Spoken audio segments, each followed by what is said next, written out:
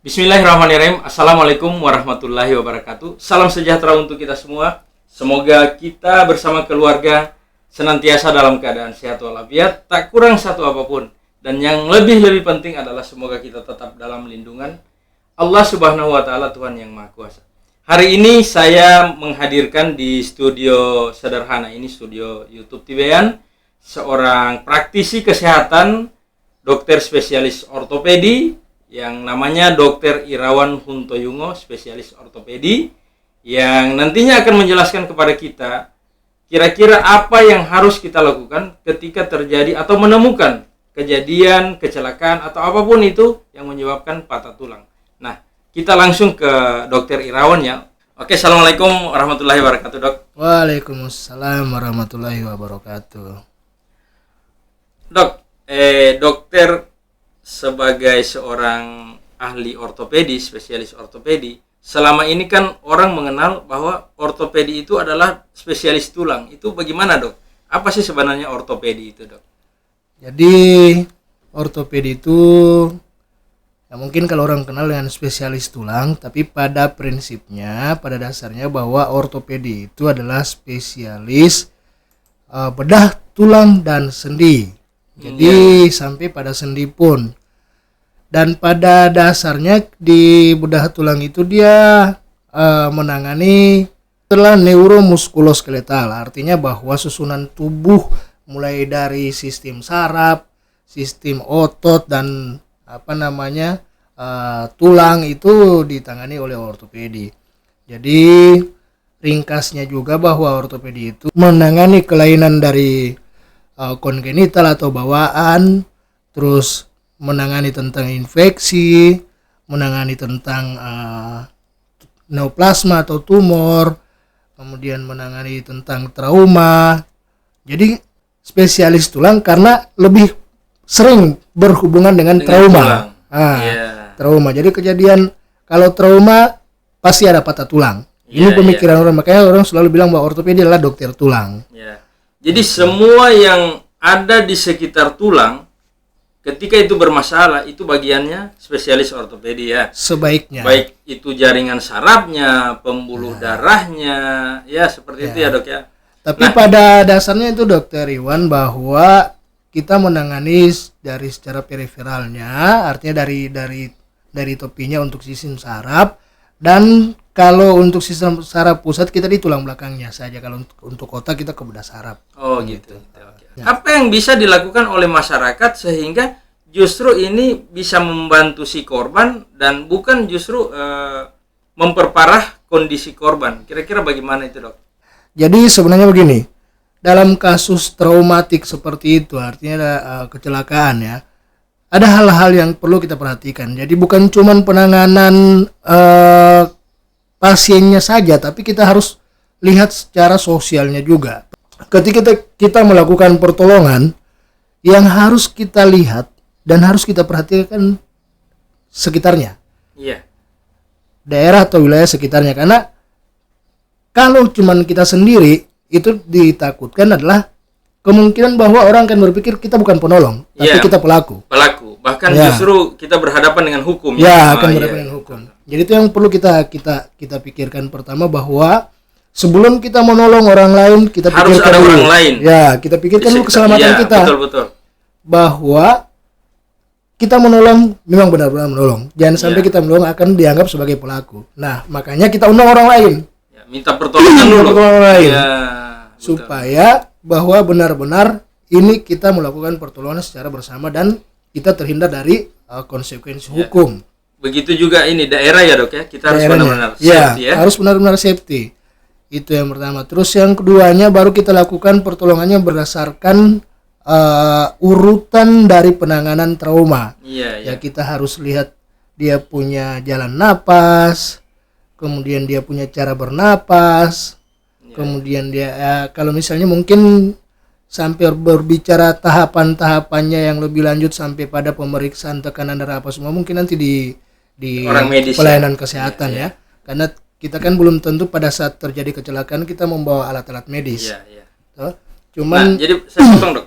Jadi begini, ketika terjadi kecelakaan yang ada di situ bukan orang medis. Jadi dia tidak bisa melihat otomatis proses pikir dari masyarakat ini bukan langsung ke pernapasannya, peredaran darahnya, bahkan ketika melihat, oh ini luka, ada patah, ada luka, apa yang biasanya mereka langsung ke situ, Dok? Apa yang mereka akan segera lakukan di situ?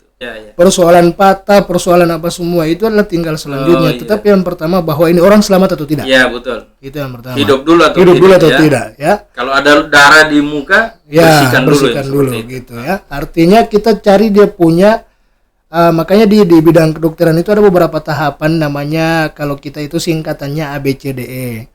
Itu airway, jalan napas, breathing itu bagaimana cara bernapasnya, kemudian sirkulasinya itu bagaimana tekanan darahnya, nadinya yang terutama ya, kemudian disability-nya itu bagaimana kondisi kesadarannya, kemudian environment bagaimana di sekujur tubuhnya ada luka atau apa. Jadi nanti di bagian baru itu kita berbicara tentang itu.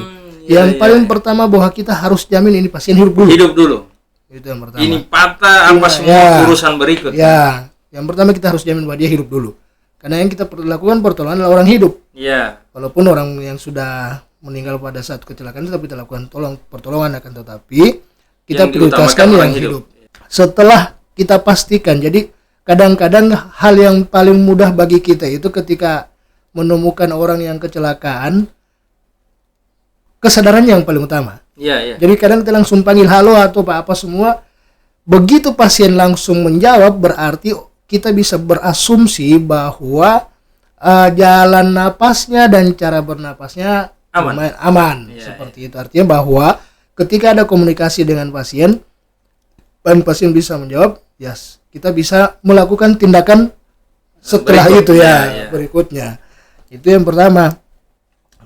Untuk kasus patah tulang, ketika terjadi kecelakaan, jangan langsung kita begitu lihat patah langsung tarik langsung ditarik atau jangan, identifikasi dulu. Iya. Identifikasi dulu patahnya ini di sebelah mana saja. Ini kan misalnya lengan tangan ya. Nah, kalau kita berbicara di sini, takutnya ketika kita lihat ada mungkin bengkok di sini atau tulangnya nongol di sini, kita langsung lakukan tarik apa semua, padahal di daerah bahu itu ada lepas. Iya. Misalnya sendinya lepas, otomatis ketika kita lakukan tindakan ini kan malah menambah beratnya di sendi bahu. Identifikasi masalahnya di mana dulu, lihat. Nah, kemudian langkah selanjutnya baru kita lakukan feel, kita rasakan di daerah mana. Contoh misalnya nadinya. Di bagian lengan bawah sini kan ada nadi radialis namanya ya. Jadi ketika kita feel tidak ada nadinya, baru kita lakukan tindakan. Jangan langsung ini ada atau tidak ada langsung hajar aja. Jangan, itu malah menimbulkan komplikasi. Gitu. Kemudian move. Jadi look, feel and move. Nah, move itu bagaimana kita gerakan. Apakah ada keterbatasan pada gerakan itu? Nah, di situ kita bisa mengidentifikasi bahwa masalah ini bukan cuma pada patah tulang di lengan bawah. Ada beberapa masalah-masalah yang lainnya misalnya di bagian kanan. Belum di bagian yang lain. Nah, misalnya ada patah tulang atau kelihatan bengkok. Nah, apa yang harus dilakukan oleh masyarakat supaya ini aman, tidak menambah beban atau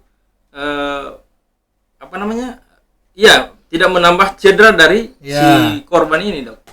Memang ketika kita melakukan pertolongan itu memang pada prinsipnya kita harus punya basic penanganan ya. Karena takutnya juga ada salah satu cerita yang saya masih ingat waktu dikala saya masih S1, masih pendidikan itu, ini cerita agak konyol dikit ya. Orang yang pakai jaket terbalik. Jadi dikira lehernya terputar, jadi dipaksa putar, pasiennya malah mati kan. Jadi ini kasus yang kita tidak boleh cuma sembarang saja. Nah, ketika kita temukan orang pada trauma tadi seperti saya bilang, begitu dia sudah tahapan-tahapan tentang kesadarannya apa semua kita lewati, sekarang kita masuk pada patah tulangnya. Setelah tadi identifikasi dengan look, feel, dan move tadi, kita lakukan penanganan. Kalau misalnya dengan patah tulang yang terbuka, jadi patah tulang itu ada dua juga. Betul. ada patah tulang terbuka, ada patah tulang tertutup. Kalau patah tulang terbuka itu ada namanya luka, perlukaan. Nah, dia itu istilahnya kenapa bisa terbuka, ada luka, tulang itu berkontak dengan bagian luar tubuh. Iya. Nah, seperti kita ketahui dalam kondisi seperti ini bahwa tulang itu di dalam tubuh. Iya. Jadi dia terbungkus. Lapisan paling dalam dari tubuh kita adalah tulang. Iya. Nah, ketika dia ada kontak keluar, itu namanya terbuka. Iya. Patah tulang terbuka. Itu kalau dia tertutup berarti tidak ada luka. Nah, yang seperti itu jadi yang kita lakukan adalah bagaimana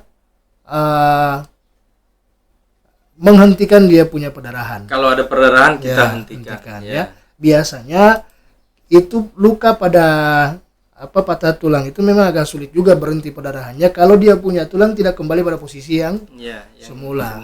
Gitu. Jadi ya itulah yang kadang-kadang kita langsung lihat atau langsung tarik. Boleh kita lakukan, tapi setelah identifikasi tadi yang saya bilang bahwa evaluasi dulu sebelum kita lakukan tindakan itu.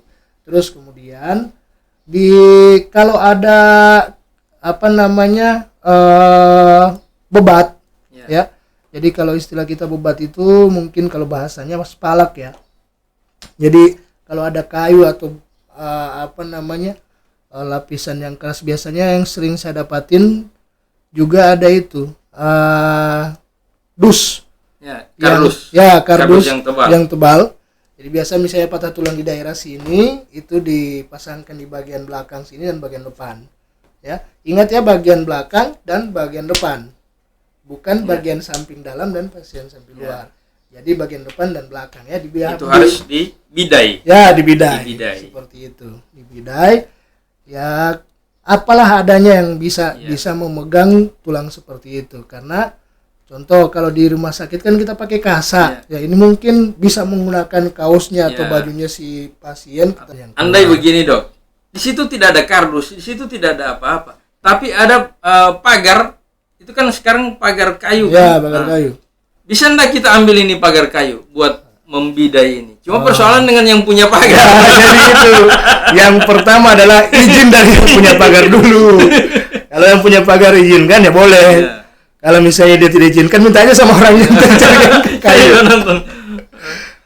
Seperti itu. Jadi kita yang pada prinsipnya kita melakukan pertolongan dengan sebaik-baiknya.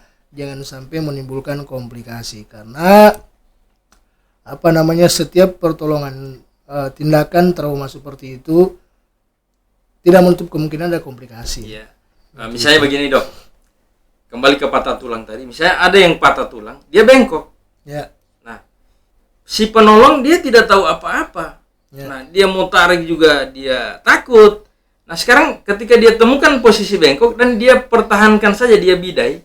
Ya. Dia pasang spal, tapi dia pertahankan supaya tidak bergerak. Ya. Kira-kira bagaimana itu? Itu sudah benar. Itu sudah benar ya? Ya. Itu sudah benar karena jadi penonton, kalau misalnya Anda tidak tahu apa yang Anda lakukan, misalnya dia bengkok, jangan Anda tarik. Pertahankan saja dia bengkok, tapi dibidai dipertahankan supaya tidak bergerak dan segera kirim ke rumah sakit atau fasilitas kesehatan gitu, Dok ya. Ya. Karena pada prinsipnya ketika terjadi patah tulang itu kan dia ada gerakan di daerah yang patah. Nah, makin dia bergerak makin sakit lah orang. Jadi kita ciptakan kondisinya untuk tidak bergerak supaya dia nyaman, mengurangi rasa sakitnya. Gitu. Dan juga ketika kita gerakan bisa saja jaringan atau pembuluh darah yang masih utuh malah putus dengan gerakan tulang yang kita tidak tahu cara menggerakkannya. Begitupun dengan kita lakukan tindakan tarik apa semua, kita tidak tahu posisinya, ternyata malah merobek pembuluh darah atau saraf apa semua di sekitar situ. Nah, jadi masalah baru lagi kita. Seperti itu. Jadi penonton, kalau Anda menemukan dia posisi bengkok dan Anda tidak tahu menolong seperti apa, fiksasi saja, ikat ya. Kita tahan supaya dia tidak bergerak. Nah, kemudian Dok. Sekarang yang dokter sampaikan tadi itu yang yang terlepas itu, lepas, Memang kasus di ortopedi itu unik. Ada beberapa kasus yang yang lebih berhubungan juga dengan sosial kultural kita yang ada di Indonesia ya. Dimana bahwa di Indonesia itu juga ada namanya dukun tulang.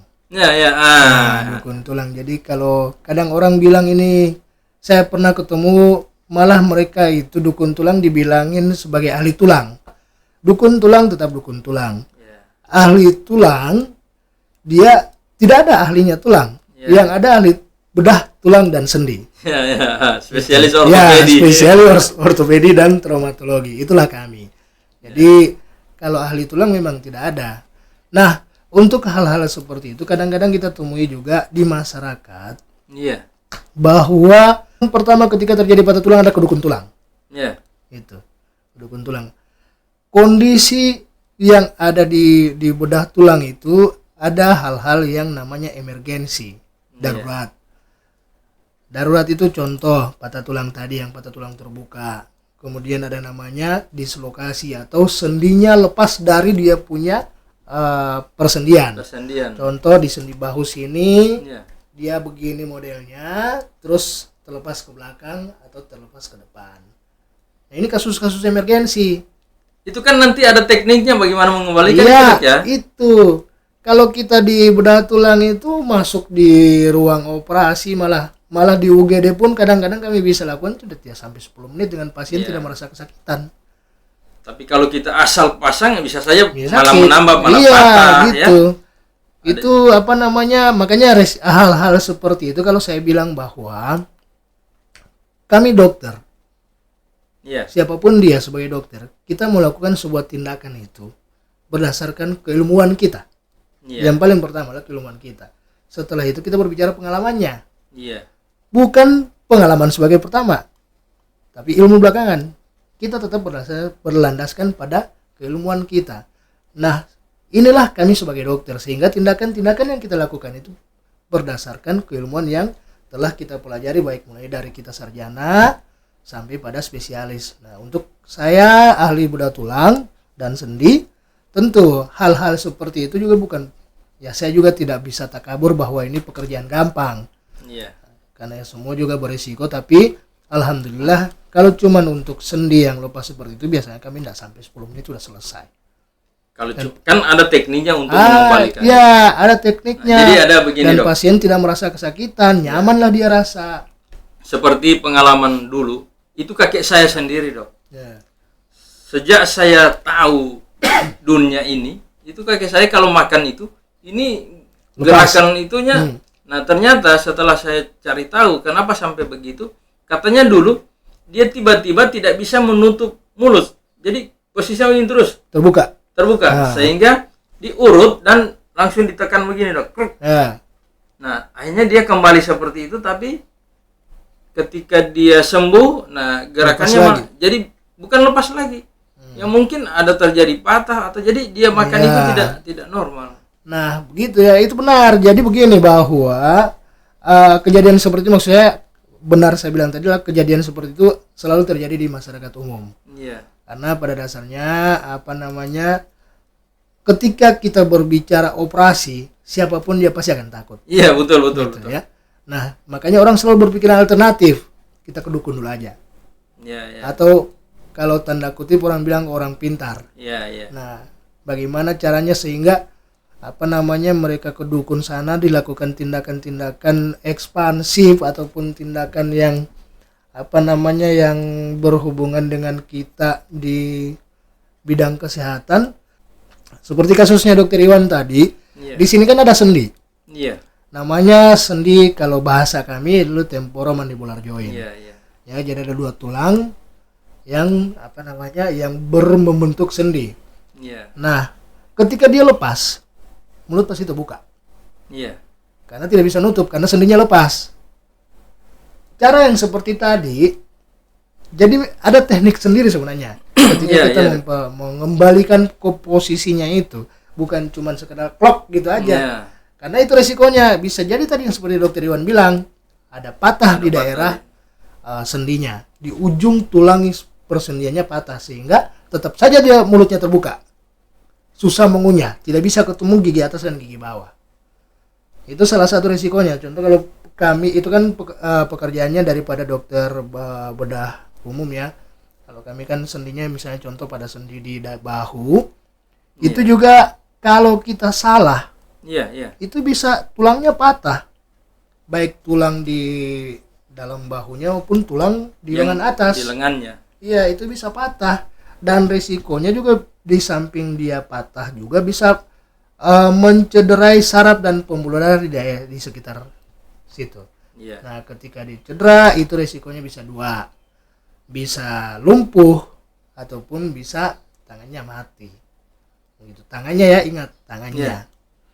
Tidak Bisa secara- mati, Dok? Bisa mati karena dia punya pembuluh darah terjebak oleh tulang, jadi kejepit oleh tulang. Oh iya Begitupun sarafnya kejepit oleh tulang sehingga bisa tidak ada lumpuh, aliran lagi ya, tidak tidak ada aliran lagi ke bawah. Makanya tangannya bisa mati seperti itu.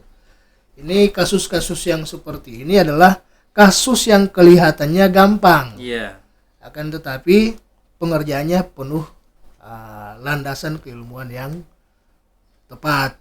Tidak sembarang kita langsung bikin apa itu dia, karena jangankan seperti itu, jangankan saya berbicara dukun ya, teman-teman saya mungkin dokter umum pun kalau tidak terlatih untuk melakukannya bisa salah. Iya, betul. Itu yang pada dasarnya ketika pendidikan dokter umum itu kan ada satu tahapan namanya kosap. Iya. Nah, di situ kan kami juga dilatih bagaimana hal-hal yang emergensi kita lakukan ketika kita ketemu dengan pasien trauma.